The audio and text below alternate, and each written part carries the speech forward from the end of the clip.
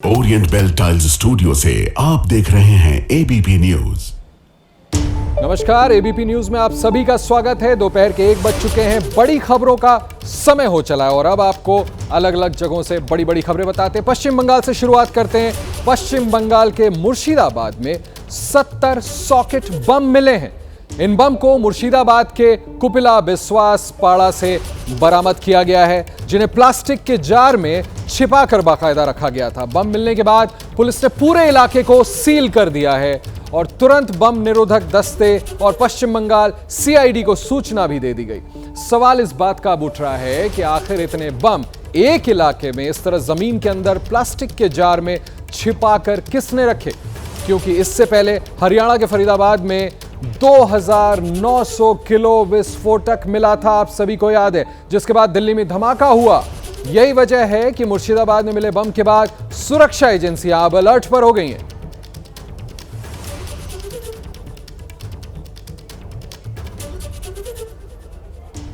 अब अगली खबर उत्तर प्रदेश के मथुरा से। उत्तर प्रदेश के मथुरा में बेकाबू रफ्तार का रोंगटे खड़े करने वाला एक वीडियो सामने आया। आपको दिखाते हैं, जहां एक कार चालक ने फुटपाथ पर सो रहे लोगों पर गाड़ी चढ़ा दी, जिसमें एक महिला बुरी तरह से घायल हो गई है।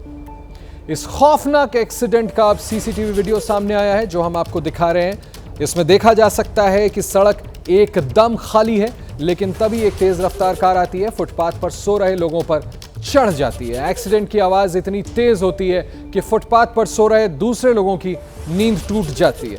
वहीं मौके पर पहुंची पुलिस ने कार चालक को हिरासत में अब ले लिया है। बताया जा रहा है कि कार ड्राइवर नशे में था, जिसकी वजह से यह हादसा हुआ। ड्राइवर जो चला रहा वो भगो अंकल जी, मैं क्या करूँगा, हम नहीं बता। अच्छा, तुम संग में होंगे? तो अंकल जी मैं बात झूठ नहीं बोलूँगा, जो भी है सच है। तो मैं अंकल जी झूठ नहीं बोलूँगा, तुम तो जो का जो है सच बोल रहा हूँ बिल्कुल। क्यों? ड्राइवर कहाँ को हो? तो ड्राइवर मेरा कोई जानकार ना हो, वो संग को दोस्त हो, एक दोस्त ने जो करो वो करो। तो कहाँ के रहने वाले हो? ये मैं तो भरतपुर का। तो भरतपुर की गाड़ी है वो, और वो ड्राइवर पता नहीं मेरे को कहाँ का है। अच्छा, तो तुम वैसे ही बैठ गए? भैया वो मेरे संग शादी में आया था, उसके संग में आ गया बस। हेलो। अब आपको राजधानी दिल्ली से एक दहलाने वाली खबर बताते हैं। दिल्ली में फिर एक बार लग्जरी कार का कहर सामने आया है, जिसने आज सुबह वसंत कुंज इलाके में जमकर कहर बरपाया और इस तेज रफ्तार कार की टक्कर से इलाके में हड़कंप मच गया। तस्वीरें देखिए, मर्सिडीज कार में सवार ड्राइवर ने वारदात को अंजाम दिया, जिससे अफरा तफरी मच गई। तस्वीरें आपके सामने। हादसा दिल्ली के वसंत कुंज इलाके में सुबह तड़के लगभग 2 से 2:30 बजे के बीच हुआ। एक मर्सिडीज कार ने ऑटो स्टैंड पर खड़े 3 लोगों को टक्कर मार दी। इस टक्कर में युवक रोहित नाम के एक 23 वर्षीय युवक की मौत हो गई है। 2 अन्य लोग घायल बताए जा रहे हैं। युवक अस्पताल में भर्ती कराया गया है, जिसका इलाज जारी है। तीनों युवक एक मॉल के एक रेस्टोरेंट में काम करते थे। आरोपी कार चालक का नाम शिवम है, जिसकी उम्र 29 साल बताई जा रही है और वो दिल्ली के करोल बाग का निवासी है। जिस समय हादसा हुआ उस वक्त कार ड्राइवर की पत्नी और बड़ा भाई थे कार में मौजूद। कार हिमाचल प्रदेश में रजिस्टर्ड है और यह भी बताया जा रहा है कि कार आरोपी ड्राइवर की नहीं बल्कि उसके किसी दोस्त की है। पुलिस ने मामला दर्ज कर आगे की कानूनी कार्रवाई भी शुरू कर दी है। रोहित नाम का लड़का है, जो उत्तराखंड चमोली से बिलोंग करता है, देवाल बेराधार से। वो रात को 2 बजे एक्सीडेंट हो चुका है, तो रात को 2:30 बजे वो गाड़ी एक्सीडेंट हो गई और जो ड्राइव कर रहा था वो ड्रिंक था, तो वो लड़का ऑन द स्पॉट खत्म हो चुका है। पुलिस के अनुसार अभी मैंने पुलिस वालों से बात की है, तो उन्होंने कहा कि मैंने कहा गाड़ी कहाँ, उन्होंने कहा थाने में गाड़ी है। तो अभी ये पता चला, इसके बाद पोस्टमार्टम हो रहा है। जिनका मौत हुई है उनका नाम रोहित से मेरे गांव से बिलोंग करते हैं, उत्तराखंड चमोली बेराधार से वो लड़का रहता है। ये होटल इंडस्ट्री में जॉब करता था। आई थिंक मे भी 24-25 एज होगी लड़के की। मेरा नाम हेमंत बिष्ट है। दिल्ली के वसंत कुंज इलाके में बीती रात एक बेहद घातक हादसा हुआ जिसमें एक व्यक्ति की मृत्यु तक हो गई है। तस्वीरें आप देख रहे हैं इस वक्त वसंत कुंज इलाके की है और ये डाइवर्जन आपको फिलहाल क्षतिग्रस्त नजर आएगा। मेरे दोनों तरफ आपको गाड़ियां जो हैं इस तरफ आते हुए नजर आएंगी। दरअसल अब बता दें कि जिस सड़क पर मैं खड़ी हूँ ये यू टर्न के लिए बनी हुई है और ये वाली सड़क यानी कि एम्बियंस मॉल के साथ जो चल रही है ये साथ में सीधा जा रही है।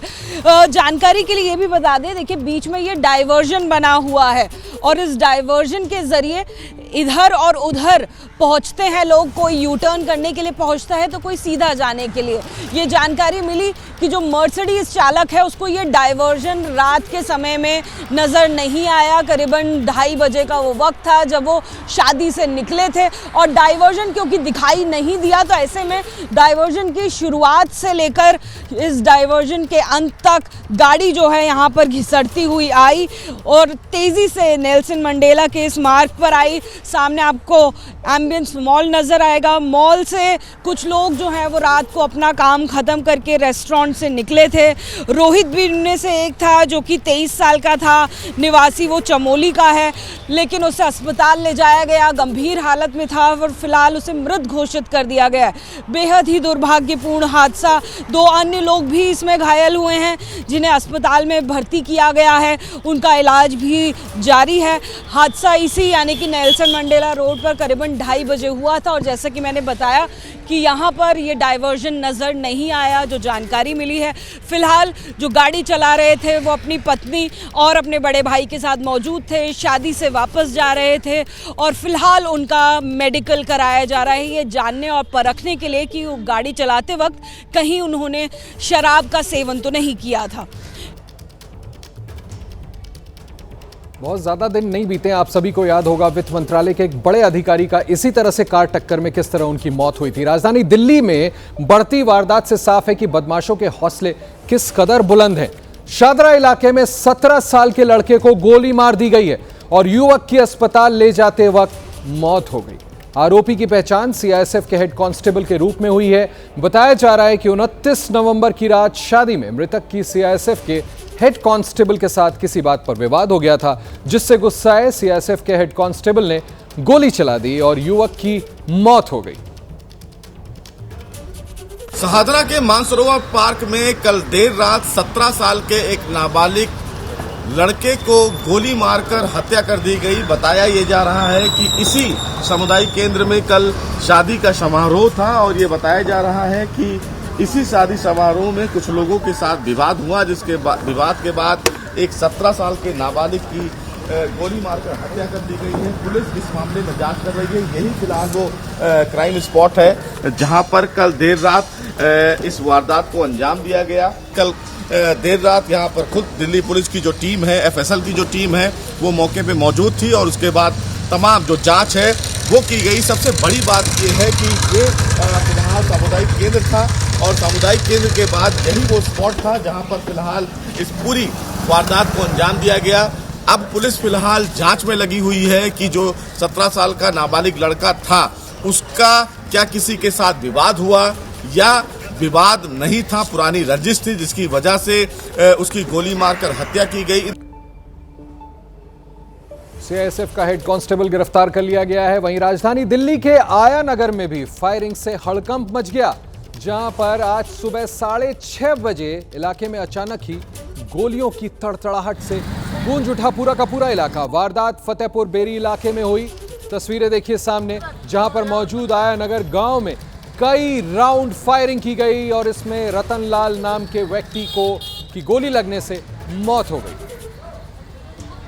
3 तस्वीरें आपके सामने हैं। देखें, बताया जा रहा है कि बदमाशों ने करीब 12 से 15 राउंड फायरिंग की थी, जिससे पूरे इलाके में अफरा तफरी का माहौल बन गया था। ये तस्वीरें आपके सामने। वारदात के बाद पुलिस की टीम मौके पर पहुंची, जिसने जांच शुरू कर दी है। मौका वारदात से सबूत इकट्ठा करने के लिए वहां एफएसएल की टीम भी मौके पर पहुंची है, जिसने तमाम सुराग भी जुटा लिए हैं। शुरुआती जांच में मामला मर्डर का लग तो जरूर रहा है, जहां पर आरोपियों ने घात लगाकर 52 साल के रतनलाल की गोली मारकर हत्या कर दी। पुलिस फिलहाल इलाके के सीसीटीवी फुटेज को खंगाल रही है और वारदात को अंजाम देने वाले बदमाशों की तलाश में जुटी हुई है।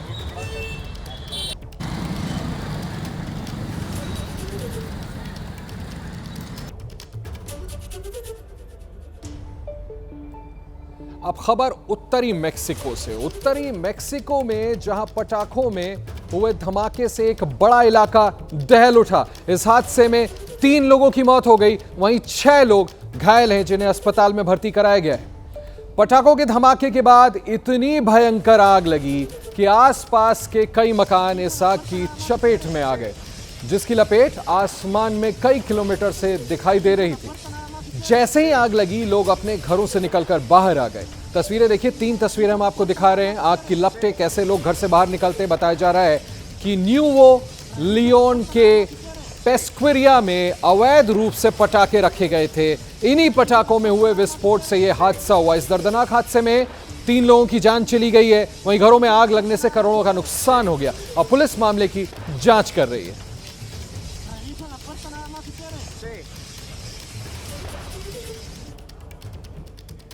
अगली खबर अमेरिका से। अमेरिका के इंडियाना राज्य में बड़ा सड़क हादसा सामने आया है, जहां पर बर्फीले तूफान के बीच हाईवे पर कई गाड़ियां आपस में टकरा गईं और उसकी वजह से मौके पर अफरा तफरी मच गई। हादसा इंडिया स्टेट के टेरे हाउट के पास हुआ। तस्वीरें देखिए, हम आपको स्क्रीन पर दिखा रहे हैं, जहां पर 50 से ज्यादा गाड़ियां एक साथ कोलाइड करती हैं, टकरा गई। बर्फीले तूफान की वजह से सड़क पर भारी मात्रा में बर्फ गिरी हुई थी। माना जा रहा है कि कोई गाड़ी इसी बर्फ पर फिसलने की वजह से बेकाबू हो गई, जिसने दूसरी गाड़ियों को टक्कर मार दी थी और इसके बाद एक के बाद एक करीब 50 गाड़ियां आपस में टकरा जाती हैं। तस्वीर में आप साफ देख सकते हैं कि कैसे इस हादसे के बाद इलाके में हड़कंप मचा दिख रहा है, जहां कई गाड़ियां टक्कर के बाद बंद पड़ गई हैं और लोग हैरान और परेशान नजर आ रहे हैं।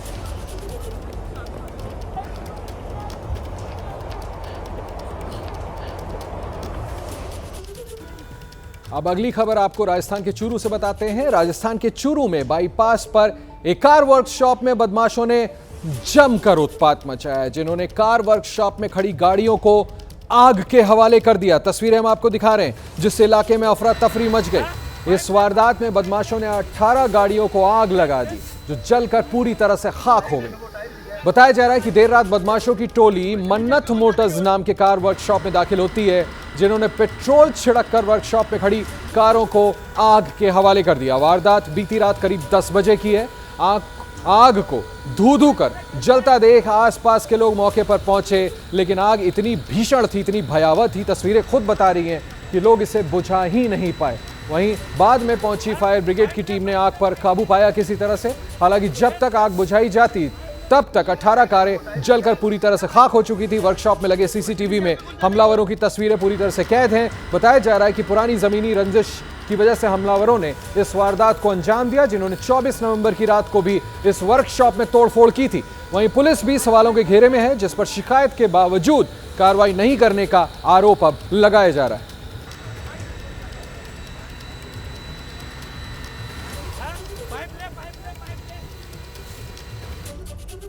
अगली खबर उत्तर प्रदेश के मेरठ शहर से। यूपी के मेरठ पर उस वक्त अफरा तफरी का माहौल हो गया जब नेशनल हाईवे NH58 पर चलती कार में अचानक ही आग लग गई। आग इतनी विकराल थी कि देखते ही देखते कार आग का गोला बन गई। तस्वीरें आप खुद देखिए स्क्रीन पर। गनीमत रही कि ड्राइवर वक्त रहते कार से उतर गया था, जिससे उसकी जान जरूर बच गई। जरा सी भी देर हो जाती तो ड्राइवर की जान पर बनाती। बताया जा रहा है कि कार चालक मनीष दिल्ली से लौट रहा था, तभी हाईवे पर कार से धुआं उठा और कार धू कर जलने लगी। सामने तस्वीरें जो हम आपको दिखा रहे हैं, मौके पर मौजूद लोगों ने आग बुझाने की कोशिशें भी की, लेकिन जब आग नहीं बुझी तो फायर ब्रिगेड की टीम को वहां खबर करी गई। इस अग्निकांड से हाईवे पर जाम लग गया, जिसे पुलिस ने आकर खुलवाया। हालांकि आग कैसे लगी इसका पता नहीं चला है, लेकिन हाईवे पर जलती कार को देखकर दूसरे लोग दहशत में जरूर आ गए।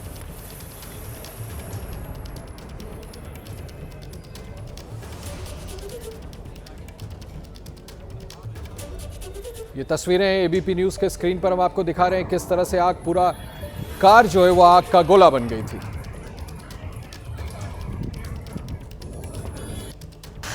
अब अगली खबर आपको राजधानी दिल्ली से बताते हैं, जहां द्वारका इलाके में गुरु गोविंद सिंह इंद्रप्रस्थ यूनिवर्सिटी में आग लगने से अचानक ही हड़कंप मच गया।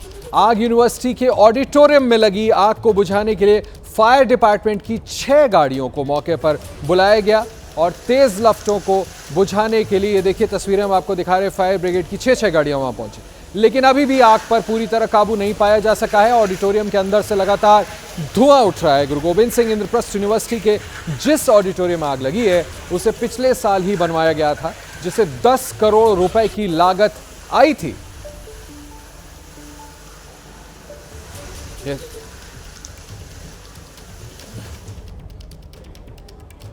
अब अगली खबर यूरोप के शहर जर्मनी से। जर्मनी के सांसद और ऑल्टरनेटिव फॉर जर्मन पार्टी यानी एएफडी के सदस्य जूलियन स्मिट पर सड़क पर हमले का मामला सामने आया है। तस्वीरें देखिए किस तरह से हमला हो रहा है, जहां पर कुछ नकाबपोश बदमाशों ने जर्मन सांसद पर हमला कर दिया और उसकी तस्वीर भी अब सामने आई है, जो हम आपको एबीपी न्यूज पर दिखा रहे हैं एक्सक्लूसिवली। जर्मन सांसद जूलियन पर हमले का ये मामला गीसन इलाके में सामने आया है, जहां पर जूलियन स्मिट सड़क पर जा रहे थे, लेकिन तभी उन्हें नकाबपोश हमलावरों ने घेर लिया। ये तस्वीरों में देखिए आप कैसे उनको घेर लेते हैं पहले, फिर उन पर लात घूंसे बरसाए जाते हैं।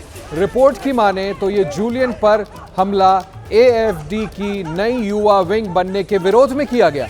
दरअसल एएफडी ने नई युवा विंग जनरेशन जर्मनी की स्थापना का ऐलान किया था, जिससे कई लोग नाराज थे। ऐसे में यह हमला भी उसी मामले से जुड़ा हुआ बताया जा रहा है। वहीं जर्मन सांसद जूलियन को पीटने के बाद नकाबपोश हमलावर वहां से भाग गए। इस हमले में जूलियन स्मिट की नाक टूटने की भी बात सामने आ रही है।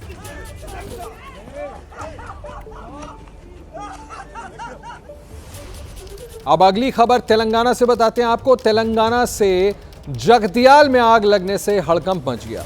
यह आग कोंडागट्टू मंदिर के पास लगी थी, जिसमें 20 से ज्यादा दुकानें पूरी तरह से जलकर खाक हो गई। आग कितनी विकराल थी, तस्वीरों में आप देखें। जिस जगह यह आग लगी वहां लाइन से दुकानें थी।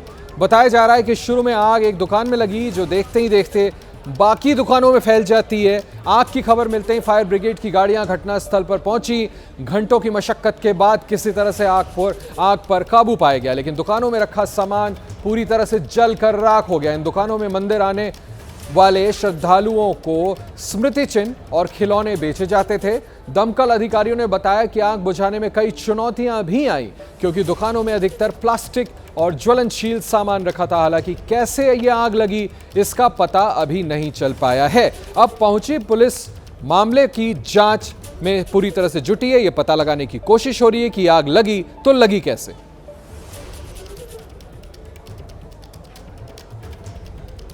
अब अगली खबर अमेरिका के न्यूयॉर्क शहर से। अमेरिका के न्यूयॉर्क शहर में प्रदर्शनकारियों और पुलिस के बीच जमकर झड़प हुई है। मामला तब गर्म हो गया जब ICE अभियान का विरोध करने वाले प्रदर्शनकारियों ने पुलिस कर्मियों पर कूड़े और मलबा फेंकना शुरू किया, जिससे हालात बिगड़ गए और मामला झड़प तक पहुंच गया। तस्वीरें आपके सामने हम आपको दिखा रहे हैं, न्यूयॉर्क से सीधी तस्वीरें। ये झड़प न्यूयॉर्क सिटी के मैनहट्टन इलाके में हुआ, जहां पर ICE अभियान का विरोध करने वाले प्रदर्शनकारी अचानक उग्र हो गए और उन्होंने पुलिस वालों को ही घेर लिया। वहीं जैसे ही इन लोगों ने पुलिस वालों पर कूड़ा और मलबा फेंका तो पुलिस वाले भी एक्शन में आ गए।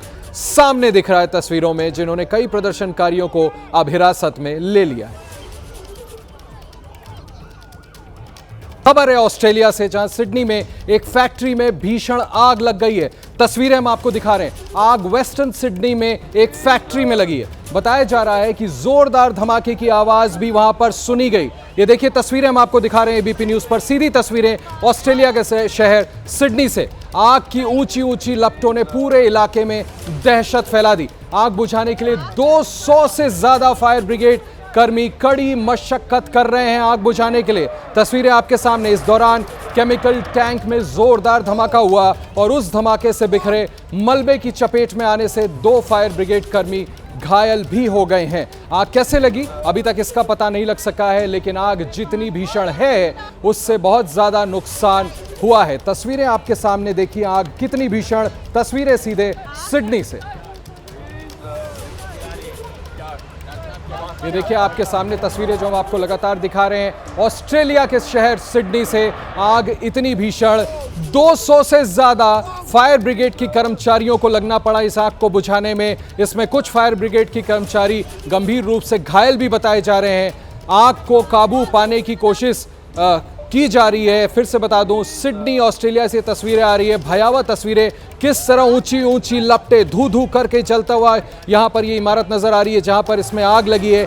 150 मीटर ऊंची लपटें।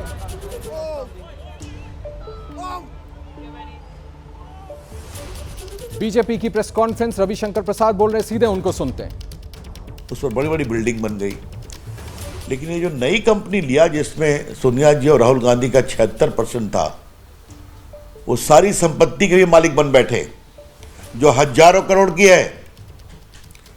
तो सिर्फ 90 करोड़ के लोन पर 50 लाख रुपया देकर पूरे एसोसिएट जर्नल को की शेयर होल्डिंग को अपने नई कंपनी में डाल देना और उसके माध्यम से पूरे देश में जितने भी बिल्डिंग्स थी वो सबके भी मालिकाना हक प्राप्त कर लिया। जब से पूरे देश में जितने भी बिल्डिंग्स थी वो सबके भी मालिकाना हक प्राप्त कर लिया।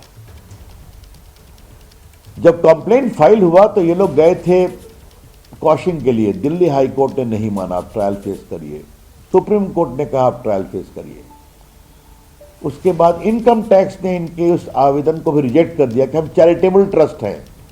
कहा आपने कोई चैरिटी नहीं किया है, ये सीधा संपत्ति हड़पो अभियान है। उसके पश्चात इन्होंने इन्वेस्टिगेट किया और prevention of money laundering act की धारा 66 के अनुसार जब वो निष्कर्ष पर पहुंचते हैं तो फिर वो पुलिस सिस्टम से आग्रह करते हैं आप एफआईआर दायर करिए, जो एफआईआर दायर हुई है दिल्ली पुलिस के क्राइम ब्रांच के द्वारा। तो यही तो कार्रवाई है। तो आप लूट करेंगे, पूरे अकाउंट की फर्जीवाड़ा करके इस कंपनी को ओन कर लेंगे, उसके माध्यम से हजारों करोड़ की संपत्ति पूरे भारतवर्ष में ले लेंगे और आप कहेंगे हमें फंसाया जा रहा है। तो बिल्कुल सीधा सीधा लूट का मामला है। तो कानून अपना काम कर रहा है तो करने दें, और ये हम लोग के पहले का है। लेकिन उनकी इनकम टैक्स में हार हुई, उनकी दिल्ली हाई कोर्ट में हार हुई, उनकी सुप्रीम कोर्ट में हार हुई, तो अब फेस करें। और एक बात देश को जानना जरूरी है, जो दिल्ली पुलिस ने एफआईआर फाइल किया है उसमें सोनिया जी और राहुल गांधी के खिलाफ 120B क्रिमिनल कॉन्स्पिरेसी और 420 का भी आरोप लगाया गया है, क्योंकि ये पुराना केस है, इसलिए पुराने पैनल कोर्ट से चलेगा।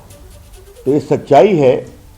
तो मुझे लगा कांग्रेस पार्टी जो बेबुनियाद झूठे आरोप लगा रही है उसको हम उसकी बहुत भर्त्सना करते हैं और उनसे आग्रह करूंगा कि भाषण देने के बजाय जो लूट किया है उसका हिसाब दें।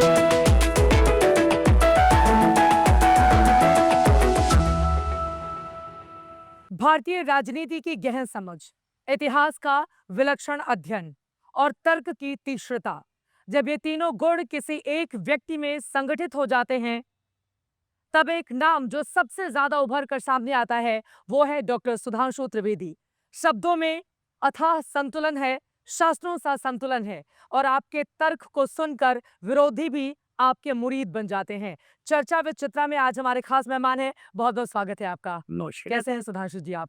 आज बिल्कुल अलग रूप में। वैसे तो रोज आपसे अक्सर डिबेट में मुलाकात होती है, लेकिन आज का दिन हमारे लिए बेहद खास है। एक तरफ राम मंदिर जिस पर न जाने कितने भाषण हम सब ने आपके सुन के रखे हुए हैं, और भगवान श्री राम हैं क्या सनातन धर्म के लिए वो भी हम जानते हैं, लेकिन कहा जा रहा है कि भगवा झंडा लगाकर अब आप लोग हिंदू राष्ट्र बनाना चाहते हैं भारत को। सुधांशु जी, देखिए, भगवा भारत के राष्ट्रीय ध्वज का बहुत प्रमुख और सर्वोच्च रंग है। और देखिए, हमारे जो तीन रंग हैं, हम सब ने स्कूल्स में पढ़ा होगा। हरा रंग हरियाली का प्रतीक है, ये यूनिवर्सल है, ये इंडिया स्पेसिफिक नहीं है, इसका भारत से लेना देना नहीं है। सफेद रंग शांति का प्रतीक है, ये भी यूनिवर्सल है, ऑल ओवर द वर्ल्ड, ऐसा नहीं कि केवल भारत से संबंध है। भगवा रंग त्याग और बलिदान का प्रतीक है, ये इंडिया स्पेसिफिक है।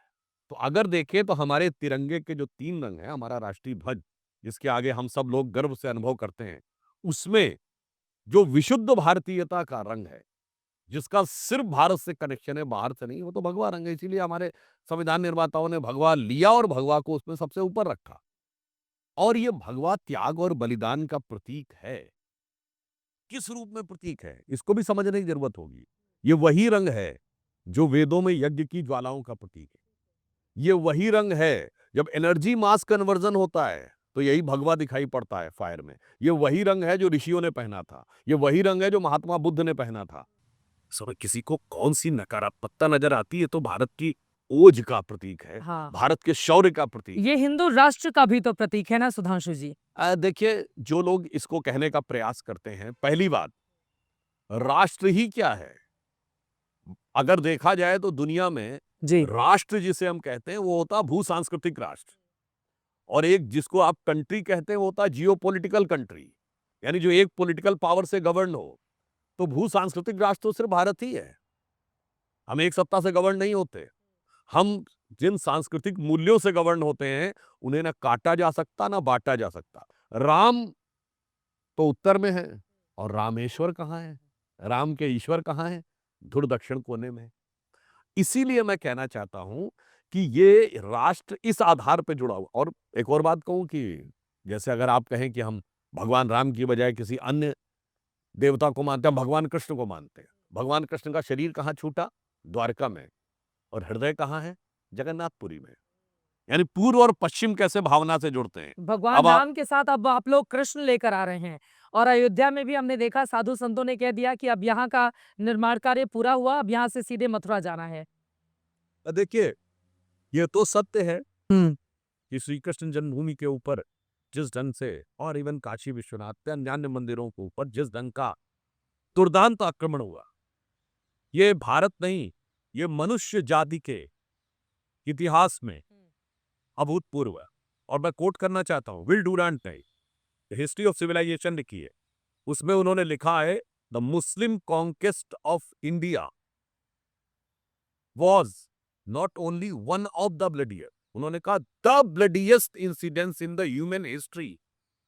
मगर खैर, मुझे लगता है आपको प्रश्न उनसे पूछना चाहिए जो अपने को, जो भगवान कृष्ण के वंशज है। जैसे पूछे कि आज वो भगवान कृष्ण के वंशज हैं, तो प्रश्न जन्मभूमि की तरफ उनकी भावनाएं हैं या औरंगजेब की तरफ भावनाएं? उधर और कलयुग कहते हैं कि आज आप पूछिएगा तो भगवान कृष्ण के वंशज नहीं बोल पाएंगे कि श्री कृष्ण जन्मभूमि को औरंगजेब के प्रभाव से मुक्त होना चाहिए। निर्णय अदालत का कुछ भी हो, जी, पर आपकी भावना किस तरफ है? अदालत में दो पक्ष आते हैं ना। वो लोग कहते हैं कि राम और कृष्ण के नाम पर आप लोग सियासत करते हैं ना। देखिए, हमारे लिए राम कभी सियासत का मुद्दा नहीं, और भारत के लिए सियासत छोड़िए, राजनीति से कोई मुद्दा नहीं है। ये भारत की अस्मिता और पहचान का मुद्दा है। अब मैं छोटी सी बात कहना चाहूंगा, कोई सियासत की बात कहे तो भारत के इतिहास में एक ही नेता है जिसकी समाधि पे राम का नाम लिखा है। कौन है? गांधी जी। महात्मा गांधी। हे राम लिखा है। एक ही नेता जो नित्य का भजन रघुपति राघव राजा राम गाता था। एक नेता जिसने कहा मेरा आदर्श राम राज्य है। तो क्या भगवान राम की सियासत कर रहे थे? नहीं।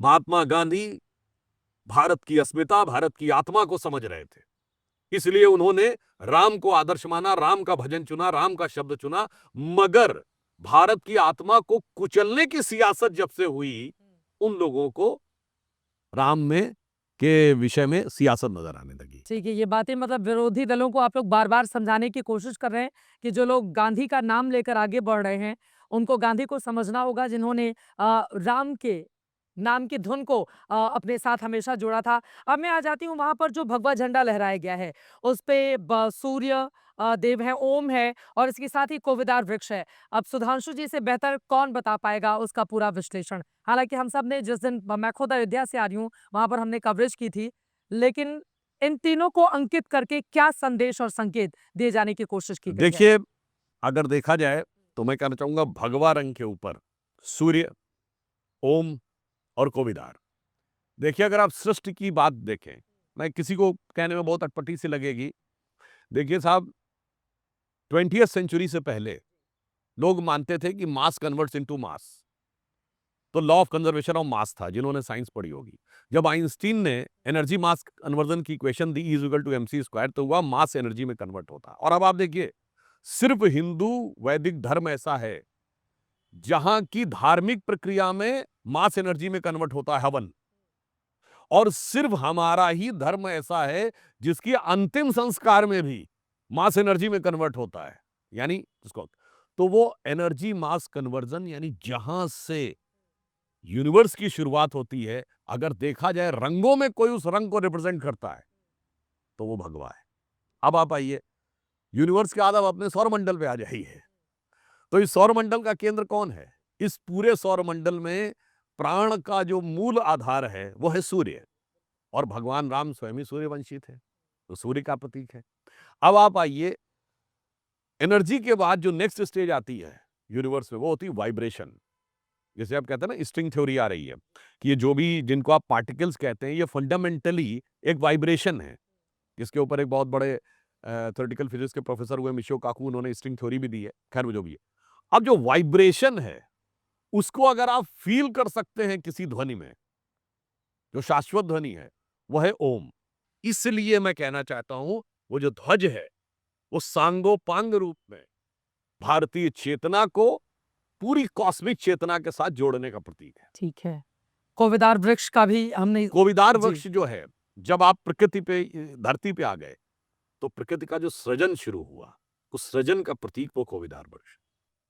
तो इस प्रकार से आप देखें तो ऊर्जा से शुरू हो रहा है, सौरमंडल के ऊर्जा के स्रोत से, क्रिएशन के वाइब्रेशन से, और क्रिएशन के बाद जो क्रिएशन के प्रतीक है वहां तक आके हो रहा है। मुझे लगता है बहुत से लोग ऐसे होते हैं, कई बार भगवान राम का जो स्वरूप है, भारतीय संस्कृति का स्वरूप, रामायण का स्वरूप, इन सबको समझने के लिए बहुत बेसिक प्री रिक्विजिट नॉलेज, लोग अनाप शनाप उल्टा सीधा बोलते हैं।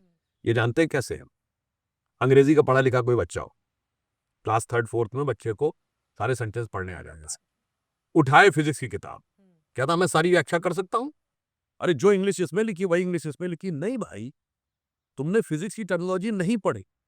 फिजिक्स में मास का मतलब है द्रव्यमान, और अंग्रेजी में मासेस का मतलब है पब्लिक। तो इसलिए जो लोग उन प्री रिक्विजिट, जैसे कोई एक इंजीनियरिंग में, मैंने इंजीनियरिंग की किताब के ऊपर व्याख्या करूंगा, फिजिक्स केमिस्ट्री मैथ मैंने नहीं किया, और इंग्लिश तो पढ़ी, देखो अंग्रेजी की में ही तो लिखी हुई है इंजीनियरिंग की किताब। उसी प्रकार जो कहते हैं मैंने संस्कृत या हिंदी का ये शब्द पढ़ा, आपने संस्कृत की लौकिक व्याकरण पढ़ी, आपने संस्कृत की वैदिक व्याकरण नहीं पढ़ी, आपने उसके बेसिक रेफरेंस नहीं समझे, जैसे मास इनटू एक्सेलरेशन का क्या मतलब है ठीक है। फिजिक्स में, और मास का मतलब क्या है नॉर्मल इंग्लिश में, उस प्रकार समझने के बाद समझ में आएगा।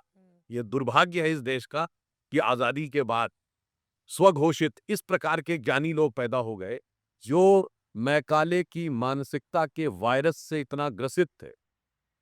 3M हैं जो वायरस के रूप में घुसे हुए हैं, एक मुगल मानसिकता, मैकाले की मानसिकता और मार्क्स की मानसिकता। ये 3 वायरस से जब तक बाहर नहीं निकलेंगे तब तक आपको वास्तविक दृश्य दिखाई नहीं पड़ेगा। ठीक है, अब इसी को आगे बढ़ाते हुए आपने विरोधी दलों पर निशाना साधा। प्रधानमंत्री नरेंद्र मोदी के सामने से जब ये ध्वज ऊपर की तरफ जा रहा था तो उनके हाथों में बहुत कंपन हो रही थी, और कुछ विपक्षी दलों की ओर से उसको लेकर भी उन तस्वीरों पर, वीडियोस पर कटाक्ष किया गया है, टिप्पणी की गई है। देखिए, यदि कोई व्यक्ति जो वास्तविकता में श्रद्धावान होगा, भाव प्रवण होगा, धर्म प्राण होगा, तो मेरे विचार से जब वो देखेगा कि किस ढंग से ध्वजा ऊपर जा रही है, यानी भारतीय संस्कृति का, सनातन संस्कृति का सम्मान शताब्दियों बाद पूर्ण वैभव के साथ उभर कर सामने आ जा रहा होगा, तो मुझे लगता है ये वही लोग हो सकते हैं कि यदि किसी के मन में खुशी के आंसू आ जाएं तो कहेंगे वो रो रहा है। तो इसीलिए उनको उस भाव को समझना होगा। जिसको भाव का नहीं पता, तो उसके लिए तो मैं कहूंगा, एक पुरानी पंक्ति है कि समय की शिला पर मधुर चित्र कितने, किसी ने बनाए किसी ने मिटाए, किसी ने लिखी आंसुओं से कहानी, किसी ने पढ़ा किंतु 2 बूंद पानी। तो जो उस भाव को समझ रहे हैं उनको माननीय प्रधानमंत्री जी के भाव में वो आत्मीयता, वो तरंग, वो कंपन नजर आ रहा है।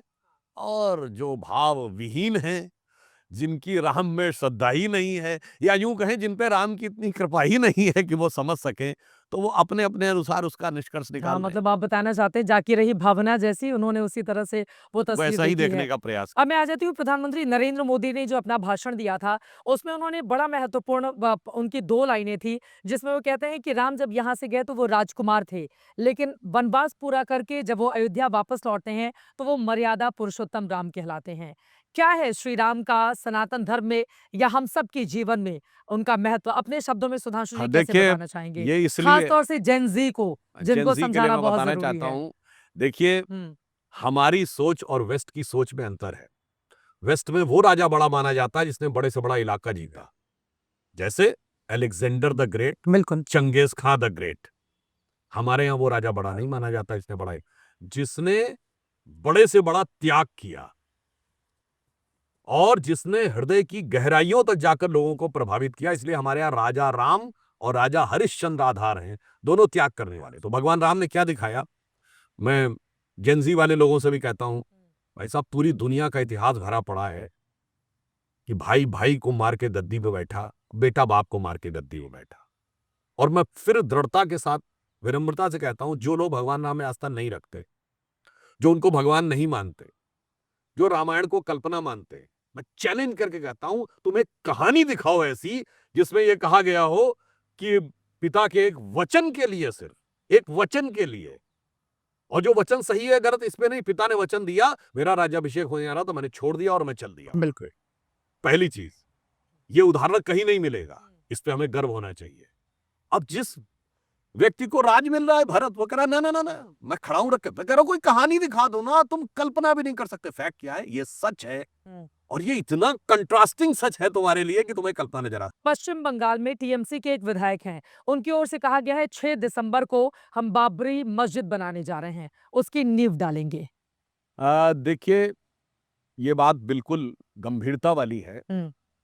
जो माननीय प्रधानमंत्री जी ने राम मंदिर की ध्वजा के समय कहा कि मैकाले की मानसिकता से अपने को मुक्त करना है, इस देश में यही एक समस्या है कि आज भी कुछ लोग अपने को बाबर की वंश परंपरा से जोड़कर रखना चाहते हैं, जबकि मैं टीएमसी के, और ये एक वैचारिक समस्या है। एक और बात समझिए जी, बाबर के साथ किसने जोड़ा है? इस देश का विभाजन हुआ तो पाकिस्तान अपनी मिसाइल्स का नाम गजनी, गोरी और बाबर रखता है, और आज क्या स्थिति है उसकी?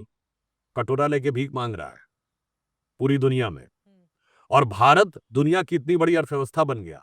तो इसका अर्थ हो गया कि आप बाबर की परंपरा पे चलेंगे तो क्या होगा? घर में आपके आगे जाके 4 भाई होंगे, जिसमें से एक औरंगजेब के रूप में शुजा, मुराद और दारा तीनों का कत्ल करेगा, बुढ़ापे में शाहजहां की तरह आपको जेल में डालेगा, और उसके बाद जेल में बंद अपने बाप शाहजहां को अपने बड़े भाई दारा शिकोह का सर काट के भेजेगा।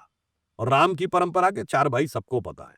और फिर मैं जो टीएमसी के विधायक हैं और जो टीएमसी के लोग, उनको भी चैलेंज करके कहना चाहता हूं, भाई साहब, बाबर की मां मंगोल और बाप उज्बेक था। अब जीनोम सीक्वेंसिंग आप अपनी करा के देख लीजिए, मंगोलियन या उज्बेक जीनोम से कोई कनेक्शन नहीं निकलने वाला है, सारा कनेक्शन भारतीय है। और यह भी मैं प्रमाण से बोल रहा हूं, दुनिया का सबसे बड़ा मुस्लिम देश इंडोनेशिया, उसके राष्ट्रपति प्रभोवो सुबांतो पिछले गणतंत्र दिवस पर मुख्य अतिथि थे। बिल्कुल। राष्ट्रपति भवन में डिनर के समय उनका वीडियो अवेलेबल है, जिसमें वो ये वर्ड बोल रहे हैं, few weeks back I got my genetic sequencing done and I was told that I am having an Indian DNA. तो भाई साहब, सबसे बड़े मुस्लिम देश का राष्ट्रपति कह रहा है कि उसका जो डीएनए है वो इंडियन है, मगर आपका भी डीएनए इंडियन है, मगर दिमाग में वायरस मैकाले, मुगल और मार्क्स का घुस गया है, इसकी वजह से समस्या है। और मैं फिर ये भी कहना चाहूंगा, अब किसी को मुगालता भी नहीं रखना चाहिए। अब राम और हिंदू धर्म की वह शक्ति जो हनुमान जी की तरह सोई हुई थी, वह धीरे धीरे जागृत हो रही है। हिंदू जाग गया है, अभी जाग रहा है, जागा नहीं है। अभी बहुत से काले नेमी खड़े हैं, अभी बहुत से मारीचु सुबाहु खड़े हैं, अभी बहुत से त्रिजट, बहुत सी ताड़का और बहुत सी लंकिनी, ऐसे बहुत सारे लोग खड़े हुए हैं जो चाहते हैं कि वो जाग ना पाए। उनको कौन सा हिंदू अच्छा लगता है? भागता हुआ हिंदू। 1950 में काबुल में 1/3 हिंदू सिख थे, बिजनेस में 90% थे, काबुल से भागा। फिर कहां से भागा? लाहौर से, कराची से, रावलपिंडी, पेशावर से, फिर ढाका से, चिटगांव से, फिर आजाद हिंदुस्तान में कश्मीर से, फिर केरल में मल्लापुरम से, तो बंगाल में 24 परगना से, तो असम में धुबरी और बरबेटा से, और जो जिस शहर में रहता उसके पुराने इलाके से भागा। अभी तक हिंदू भाग रहा था तो सेक्युलरों को बड़ा अच्छा लग रहा था, अब जाग रहा है तो अच्छा नहीं लग रहा है। तो इसलिए जिनके दिल में बाबरी रजा है तो उनको ये समझना चाहिए कि अब वो दौर नहीं है, जिसे हम अपने लखनऊ की भाषा में कहेंगे अमा मियां, वो दिन लद गए जब उस्ताद लल्लू खा फाकते उड़ाया करते थे।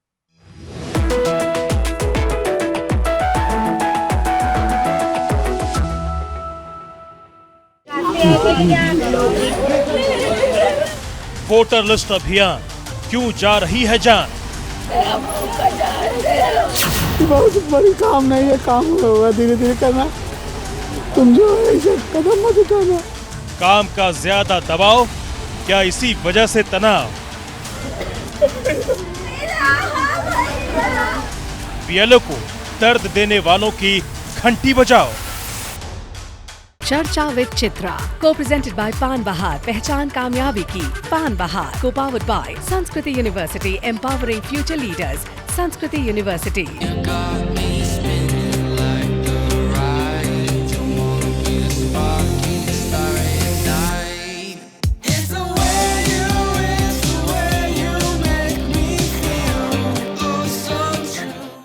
पढ़ता है, खेलता है, झूलता उछलता है, दौड़ता कभी कभी दौड़ कराता है, आगे आगे बढ़ता है इंडिया, अमूल दूध पीता है इंडिया।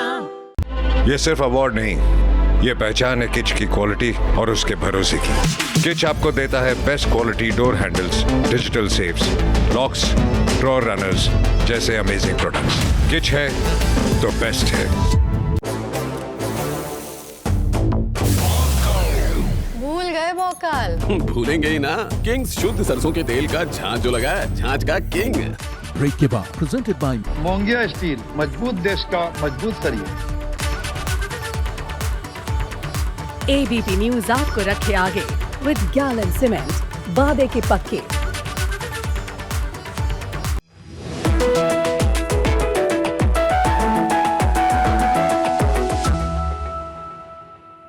हिंदू अगर जाग गया तो क्या बदल जाएगा? हिंदू वो है जो विज्ञान से लेके समाज तक, अंतरराष्ट्रीय कूटनीति से लेके समृद्धि तक, संपूर्ण सह अस्तित्व से लेके आंतरिक विकास तक, आध्यात्म की ऊंचाई तक सब कुछ देने वाला है।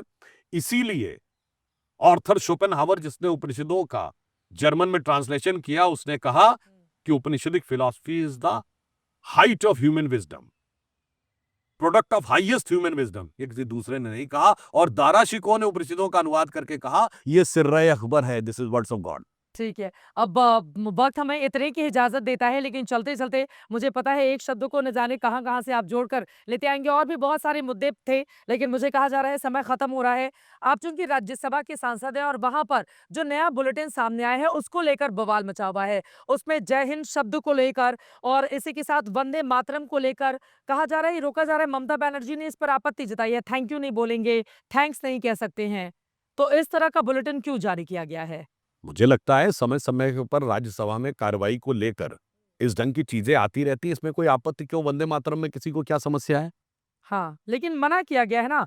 राज्यसभा के नए बुलेटिन के माने तो इसके मुताबिक सांसदों से थैंक्स, थैंक यू, जय हिंद और वंदे मातरम जैसे शब्द बोलने के लिए मना किया गया उसका है। बहुत कारण है कि जब सांसद लोग सदन के पटल पर प्राप्त स्वतंत्रता का दुरुपयोग करने लगेंगे, तब ऐसी आवश्यकता होती। इससे पहले माना जाता सब गरीब, जैसे अब कोई आगे जय फिलिस्तीन बोलेगा, फिर कहेगा रूल बुक में तो ऐसा लिखा नहीं है कि जय फिलिस्तीन बोलने से मनाही है।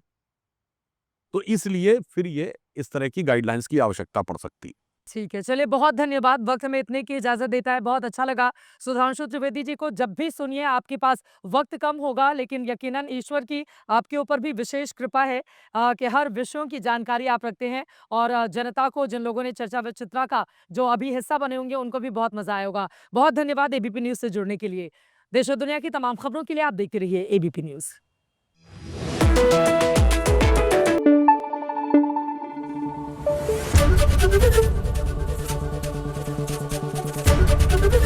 एबीपी न्यूज आपको रखे आगे।